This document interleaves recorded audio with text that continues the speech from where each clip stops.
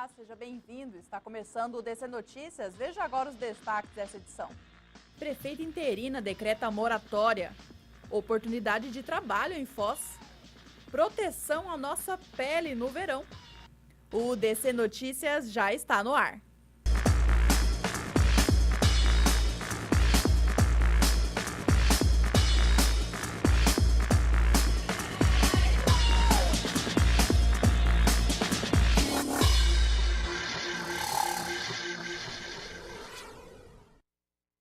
A prefeita interina de Foz do Iguaçu, Inês Weisman, decretou moratória de 90 dias nas contas da administração. Alguns contratos estão sendo reavaliados. Acompanhe mais informações. Na noite desta terça-feira, foi confirmado pela assessoria da prefeita interina de Foz do Iguaçu a decretação da moratória referente às contas aqui da cidade. Bom, eu diria que basicamente porque não ocorreu a transição. Então, esse período de transição ele serve para quê? Para a gente tomar ciência, fazer essa transferência de responsabilidades, passar a situação para a nova administração, e isso não ocorreu pelos fatos que nós sabemos. Então, houve uma situação política diferente, anormal, atípica, né? E então agora, o momento, nós precisamos tomar pé da situação, seja em relação à disponibilidade financeira, seja em relação à execução de contratos, toda a situação deve ser levantada, e para isso nós não podemos dar continuidade como se tivesse ocorrido essa transição, porque ela de fato não ocorreu. Então, esse fôlego, esse tempo nós precisamos para nos inteirarmos e a partir dessa inteiração, então, nós tomarmos medidas em relação à execução dos contratos, em relação a eventuais rescisões de contratos ou então novas contratações. Enfim, toda a parte administrativa vai depender desse levantamento que a gente vai fazer. Analisar os contratos desde a semana passada, né? Nós temos 22 contratos ali que são prioridade para serem analisados, que é os que estão envolvidos na pecúlio.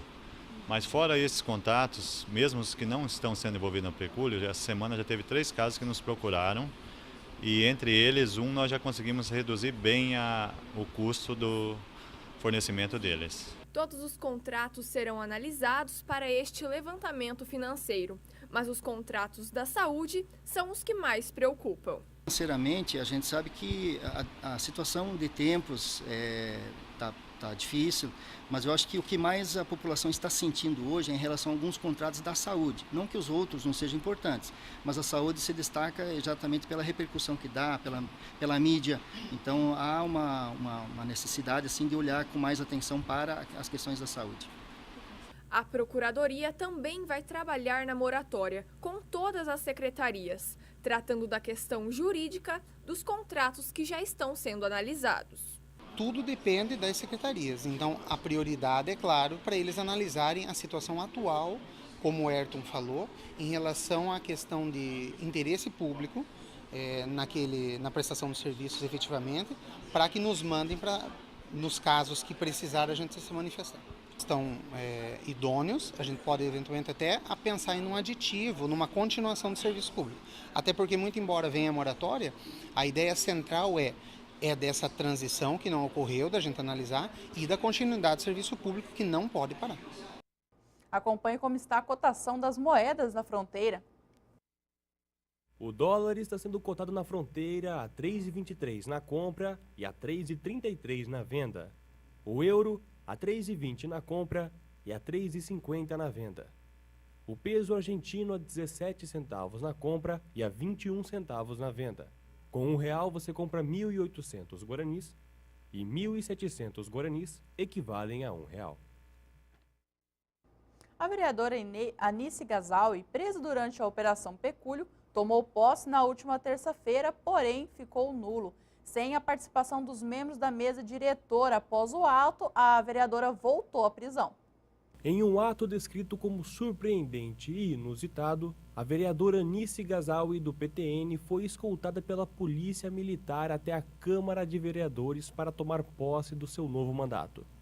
Ocorrido no final da manhã de terça-feira, a cerimônia não contou com a participação de nenhum membro da mesa diretora, visto que a casa encontra-se atualmente em recesso.